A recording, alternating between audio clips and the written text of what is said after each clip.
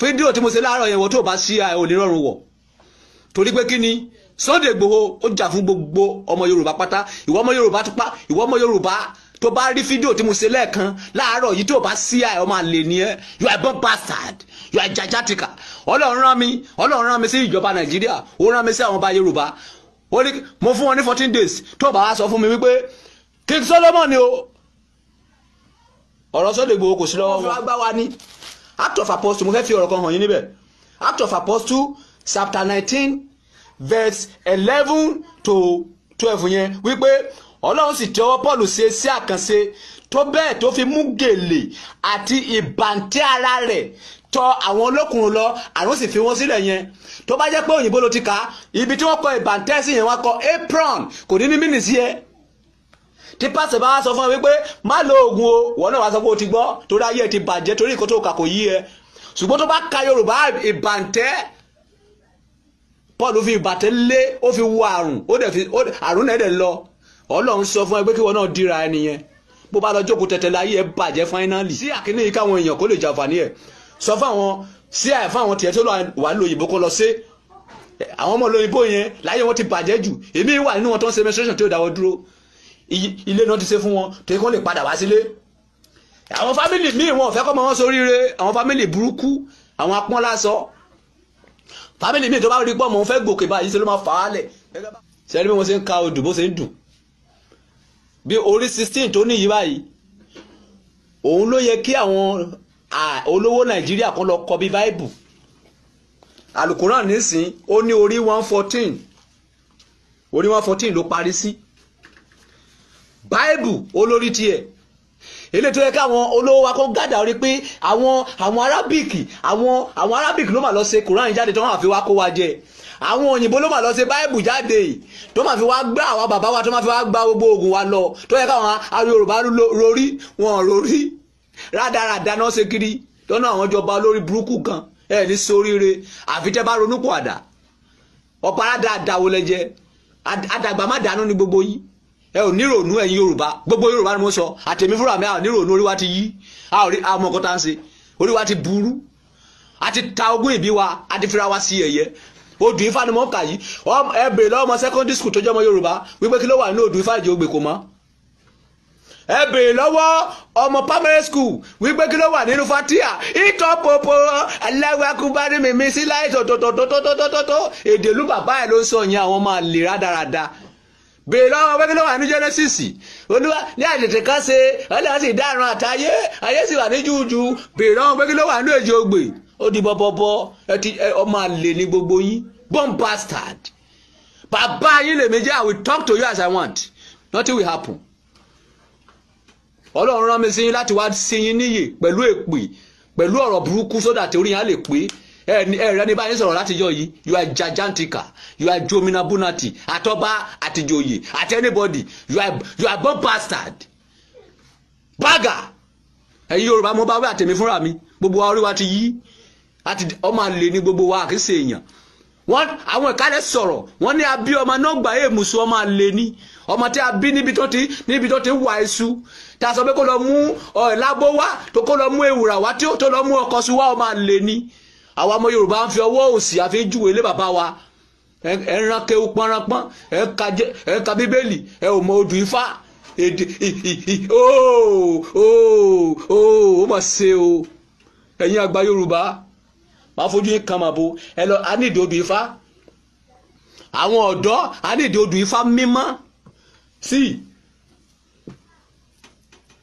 orí Kùránì mímọ́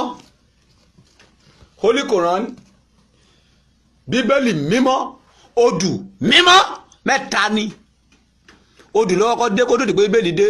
ṣùgbọ́n torí pé àwa jẹ́ ọmọ àlè káwa Yorùbá a ò ṣe síta orí ni wọ́n gbé sí káwọn bàbá yẹn ìwọ tó bá sí awo gidi ò lè mọ ọkọ tó wà nínú odù Ifá èmi ò bá wọn sáwó rádaràda wọn tó ń ṣe mi ò kí sáwó mi ò bá wọn sáwó jákujàku tó ń ṣe yẹn àwọn rádaràda wo ariwo awo kan lọ máa fọmọ ọlọ́mọ sí oògùn awo kan lọ máa pa ọmọ ọlọ́mọ dànù kó sọ pé wọ́n sọ̀rọ̀ orí burúkú tálẹ́ fi jọ sí Ọ̀rúnmìlà fi èèyàn sí oògùn ni Kàyéfì Ọbàtálá ló pa èèyàn tó fi sí oògùn níbo ló wà ní odù Ifá àbí Ògún ló pààyàn tó fi ṣe Ògún sọ ibi tó wà fún mi kí n gbọ́ kóòtù mi rọ̀gì níbi bíi ìtawà yìí pé odù Ifá báyìí o Ọ̀rúnmìlà ọba bá àgbọn mèrègún tó gbé Ifá lé wa lọ́wọ́ pé ó pa ènìyàn o ó fi ṣètùtù ẹ wá dé ẹ yí gbogbo ẹ padà ẹ turn everything upside down ẹ̀yin Kristẹni ẹ turn Bible upside down ẹ̀yin Mùsùlùmí ẹ turn Quran upside down gbogbo yín pátá ẹ jẹ burúkú ìyà níjọba ọ̀run mo ti fẹ́ lọ wá kábúkábú mi àti alẹ́ tilẹ̀ mo ti fẹ́ lọ ṣiṣẹ́ lọ nìyẹn mo ti ń lọ ṣe sẹ́yìn yé yín ìwọ tí sẹ́yìn bá yé kó lọ ṣe ìwọ tí sẹ́yìn ọ̀bá yé tó pè mí béèrè alàgbà níbi báyìí báyìí kò yẹ tó bá lọ mistake sẹ́yìn wo waste owó ẹ dànù wo waste owó ẹ dànù tí ọba yé ẹ pè mí nǹkan tí mo wà fún nìyẹn ṣùgbọ́n tó bá ti pè mí lẹ́yìn tó bá tún máa pè mí lẹ́ẹ̀kejì pè mí pé kí ló wà nínú odù Ifá pé ibì kan wà tó fẹ́ bèrè nínú odù Ifá ibì kan wà tó fẹ́ bèrè nínú Bible ibì kan wà tó fẹ́ bèrè nínú Quran tó bá pè mí bẹ́ẹ̀ tó bá lọ jẹ́ pé ṣẹ̀ṣẹ́gun fún mi all the time máa ṣépè fún sọ́wọ́ mi ò wá síbí láti wá ìṣẹ́gun all the time nǹkan tí mo wá síbí láti ọ̀rọ̀ Ọlọ́run mo fẹ́ tí ọ̀rọ̀ Ọlọ́run bá gbé inú ẹ tọ́rọ̀ Ọlọ́run bá gbé inú ẹ tó bá gbé iṣẹ́ sára àyákù ẹ wo lè gba etí president kò sí kò tó máa ṣẹlẹ̀ kò sí kò tó torí nígbà tó bá rí ẹgbẹ́ ẹ̀rú wọn máa bá wípé àlùjọ̀nú lélẹ̀ kí ṣe èèyàn torí pé kí ni ọ̀rọ̀ Ọlọ́run gbé inú ẹ ṣùgbọ́n ìgbà tó ọ̀rọ̀ Ọlọ́run ò gbé inú ẹ àwọn oògùn ló ń ṣe kiri ká máa fọṣẹ wẹ̀ kiri ká máa tọ́jú bọlé kiri nìkan ló ń ṣe ládàáda láyé ẹ máa rí ẹlòmíì gbogbo ìgbésí ayé ò ti fi ṣe oògùn ẹlòmíì títa ló ti fi ṣe oògùn síbẹ̀ náà ayé ò lójútu ẹ bá tọ́jú bọlé kiri ẹ má ní ọ̀rọ̀ Ọlọ́run oògùn ẹ lélẹ́yìí jẹ́ kí fi hàn ẹ ó rí oògùn ẹ rí odù Ifá àárín yẹn àwọn bàbá wa wọn ò ṣe jáde àwọn máa lè Yorùbá tàbárí àfáà tó ń kékéwú níwájú ẹ ṣépè sọ ṣé wàá bèèrè lọ ṣé èdè ìlú bàbá ẹ ló ń sọ yẹn kàbí kéwú àwọn kéwú lọ́lọ́run ṣé arábìkì lọ́lọ́run kàbá àwọn òyìnbó lọ́lọ́run Yorùbá ní kó lọ rà tó bá fẹ́ ra Koran kó ra Yorùbá má ra kéwú dáadáa tó ń ké yẹn bá fẹ́ ra Bible má ra English ra èdè ìlú ẹ kó lè yí ẹ kó tó bá ń kà kò sí bẹ́ẹ̀ ṣe lè ka èdè elédè ò lè understand àwọn ọ̀rọ̀ kan wà okay from example irú ọ̀rọ̀ tí mo kà fún yín lánàá mo ń bọ̀ irú ọ̀rọ̀ tí mo kà fún yín lánàá ń sì pé it's act of apostle àwọn ọ̀rọ̀ kan wà tó ń kọ lóyìnbó tó lè yí ẹ tó lè mẹ̀túmọ̀ ẹ̀ kò á jẹ́ káwọn pásítọ̀ yẹn máa gbá ẹ bó wọ́n fi wá gbá wa ní act of apostle mo fẹ́ fi ọ̀rọ̀ kan hàn yín níbẹ̀ act of apostle chapter 19 verse 11 to 12 yẹn wípé Ọlọ́run sì tẹ́wọ́ Paul ṣe sí àkànṣe tó bẹ́ẹ̀ tó fi mú gèlè àti ìbàntẹ́ ara rẹ̀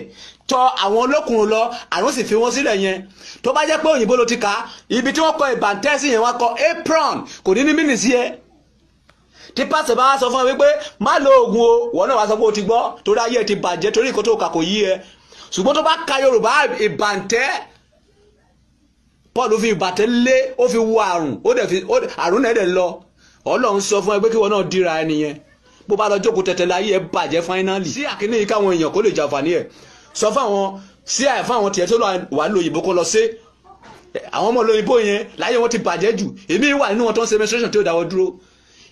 ilé náà ti ṣe fún wọn tó yẹ kó lè padà wá sílé àwọn fámìlì míì wọn ò fẹ́ kọ́ mọ wọn sóríire àwọn fámìlì burúkú àwọn apọ́n lásọ fámìlì míì tó bá rí pọ́ mọ́ wọn fẹ́ gòkè báyìí ṣe ló máa fà á Nàìjíríà gẹ́gẹ́ bí àwọn gọ́ọ̀mẹ̀ntì Nàìjíríà bó bá ti rí ọmọ ológo pé kàn fẹ́ gòkè àfi kàn fà á jábọ́ ìgbà tó ń rí Sunday pé bọ̀bọ̀ yìí mà ti ń lókìkí wọ́n lè sílẹ̀ bẹ̀nẹ̀ mo fún yín ní 14 days tó bá bí yín re kẹ́ má délé mi kẹ́ má wá sọ fún mi wípé King Solomon ibi báyìí la bá dé kì í sọ wa ló wà ọwọ́ bẹ̀nẹ̀ ló wà 14 days lẹ́yìn 14 days ẹ̀kọ́ máa rí pé àwọn ọba yín kú gbì